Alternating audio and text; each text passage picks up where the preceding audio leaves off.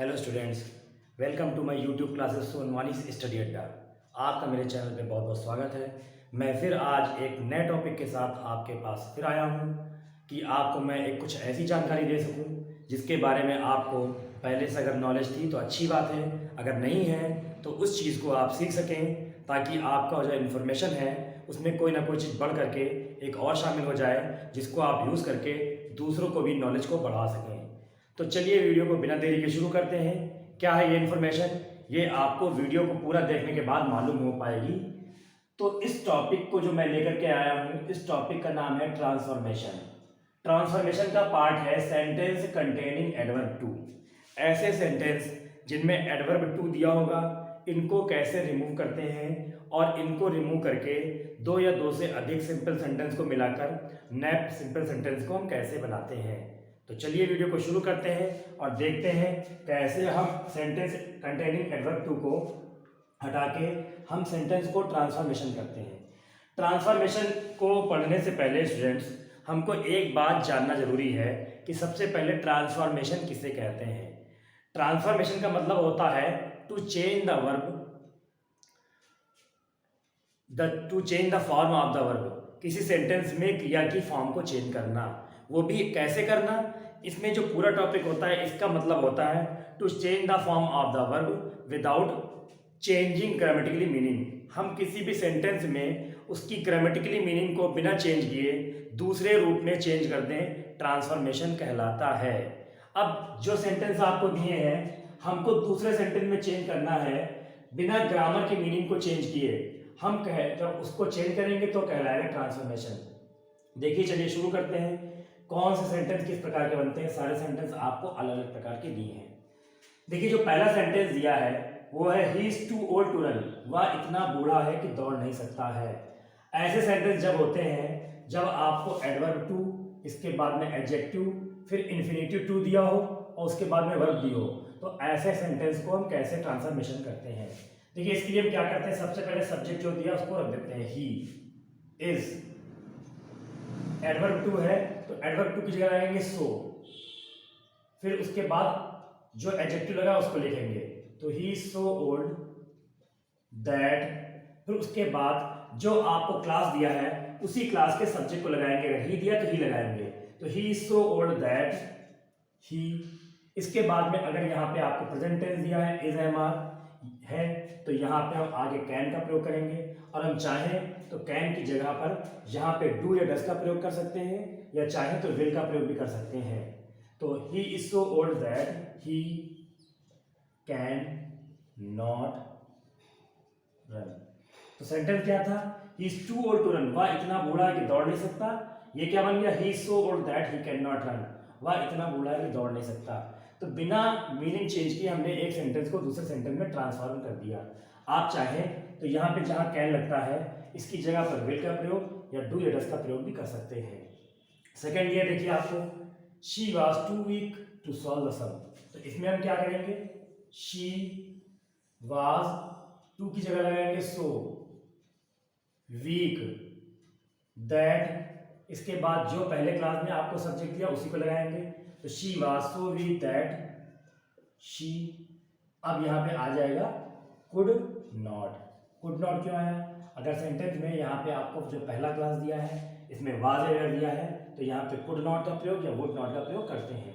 तो she was so weak that she could not solve the sum. वह इतना कमजोर है, वह इतनी कमजोर है कि सवाल को हल कर नहीं सकती थी। तो वह इतना कमजोर थी कि सवाल को हल नहीं कर सकती थी। ये आपका चेंज हो गया। तो ये पहला टॉपिक हो गया क्या आपका, ये दो तरह के दिए हैं। जब आपको टू के बाद एडजेक्टिव, उसके बाद इन्फिनेटिव टू दिया और फिर वर्ब दी हो, तो हम टू को हटा करके सो, इसके बाद एडजेक्टिव, इसके बाद दैट, उसके बाद जो पहले क्लास दी है उसके सब्जेक्ट को, उसके बाद कैन या कुड का प्रयोग करते हैं। अगर टेंस आपको प्रेजेंट में है तो आप कैन का प्रयोग, डूडस का प्रयोग या विल का प्रयोग करेंगे। अगर आपको यहाँ क्लास में पास्ट टेंस का प्रयोग है तो आप कुड नॉट या वुड नॉट का प्रयोग करेंगे। अब देखिए नेक्स्ट जो दिया है उसका टाइप क्या है, he is too wise not to solve all the problem. जब आपको यहाँ पे सेंटेंस में नॉट का यूज होगा तो हम जब इसको सेंटेंस को ट्रांसफॉर्म करेंगे तो उस सेंटेंस में नॉट का यूज नहीं करेंगे। तो क्या हो जाएगा, ही इज, टू की जगह आ जाएगा सो, वाइज दैट, यही जो पहले क्लास में सब्जेक्ट दिया इसी को लगाएंगे हम, ही, तो he is so wise that he can solve problems. तो he is so wise that he can solve the problems, वह इतनी बुद्धिमान है कि समस्याओं को हल कर लेगी।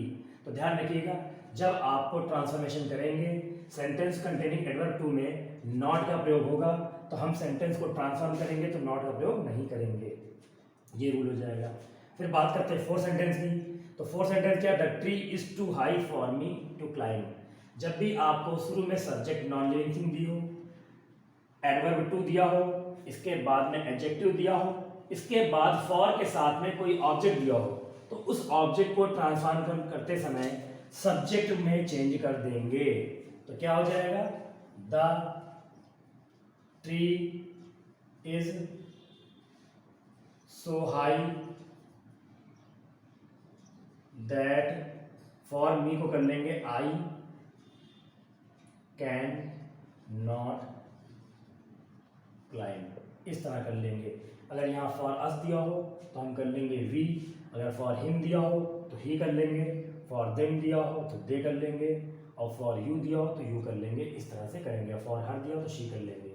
तो जब भी यहाँ पे सेंटेंस में आपको सब्जेक्ट नॉन लिविंग थिंग दी हो, टू दिया हो, इसके बाद आपको एडजेक्टिव दिया हो, फिर फॉर के साथ में ऑब्जेक्टिव केस दिया हो, तो उस ऑब्जेक्टिव केस को ट्रांसफॉर्म करते समय सब्जेक्ट के रूप में हम चेंज कर लेंगे। तो क्या हो गया, the tree is so high that I can not climb. पेड़ इतना ऊंचा है कि मैं इस पर चढ़ नहीं सकता हूँ। तो इस तरह से हो गया। फिर आपको नेक्स्ट सेंटेंस दिया है, his sorrow is too deep for tears. यहाँ पे क्या है, यहाँ पे फॉर के बाद में आपको नाउन दी है। तो जब भी फॉर के बाद नाउन दी हो तो हम उस सेंटेंस को बनाते समय अपने एक्सप्रेशन को खुद रखेंगे।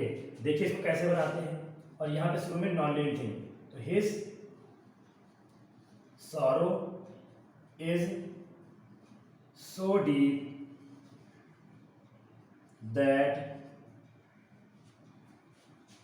इसके बाद आप क्या कर सकते हैं, हिज दिया है तो ही कर देंगे, ही कैन नॉट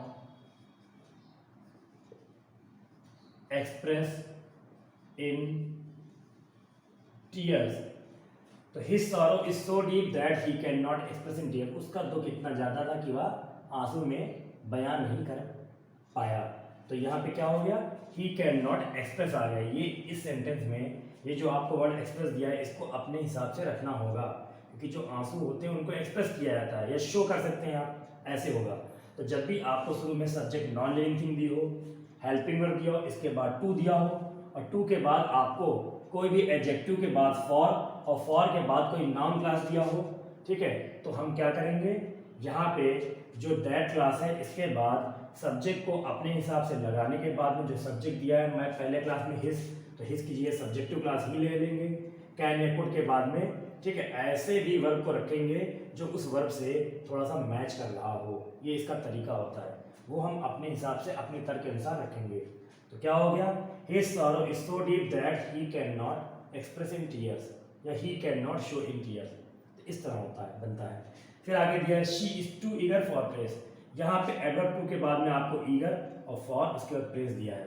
तो जब भी ऐसे वर्ड होते हैं तो हम यहाँ पे टू को हटा के ओवर या एक्सट्रीमली का प्रयोग करते हैं। तो शी इज एक्सट्रीमली या ओवर ईगर फॉर प्रेज। तो यहाँ पे हम क्या करेंगे, टू को हटा के एक्सट्रीमली या ओवर का प्रयोग कर सकते हैं। तो शी इज एक्सट्रीमली या ओवर ईगर फॉर प्रेज। अगर चाहें तो इनके अलावा हम दूसरे सेंटेंस को बना सकते हैं इस तरीके से, शी इज, टू को रिमूव कर देंगे, हटा देंगे, she is eager for praise beyond the proper limit का यूज करेंगे। तो she is eager for praise beyond the proper limit. इतनी चीज़ को हम अपने आप से खुद से इसमें ऐड कर देंगे और जो आपका एडवर्ब टू होगा इसको रिमूव कर देंगे।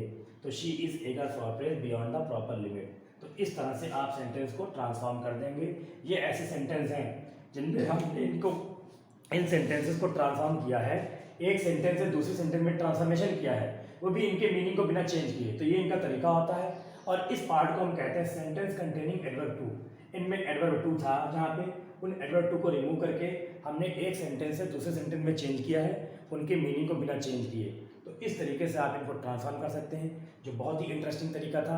आपको मैंने पूरी बेसिक जानकारी क्लियर दी है। इसको चाहें तो आप इस तरीके से बना सकते हैं। इनके अलावा कोई ही शायद दूसरे प्रकार का सेंटेंस आपको आता हो एग्जाम में, कोई नहीं होता है, इसी तरह के सेंटेंस एग्जाम में आते हैं। तो इन सेंटेंस को प्रैक्टिस कीजिए ताकि आपको जानकारी मिल पाए। और हाँ, चैनल को सब्सक्राइब करना ना भूलिए, नीचे लाल वाला बटन दाब के चैनल को सब्सक्राइब कर दीजिए ताकि आपको ऐसे इंटरेस्टिंग वीडियोस मिल सकें। और वीडियो को शेयर कीजिए और लाइक कीजिए और कमेंट ज़रूर कीजिए ताकि मुझे पता चल पाए कि आगे मुझे अपने अंदर कौन कौन से नए टॉपिक को बनाने हैं, क्या सुधार करना है, किस टॉपिक पर वीडियो नया देना है। आप मुझे कमेंट बॉक्स में लिख के बताइए, उस हिसाब से मैं आगे के लिए आपको नए नए वीडियोज़ दे सकूँ। फिर मिलते हैं अगले वीडियो में, तब तक के लिए थैंक यू।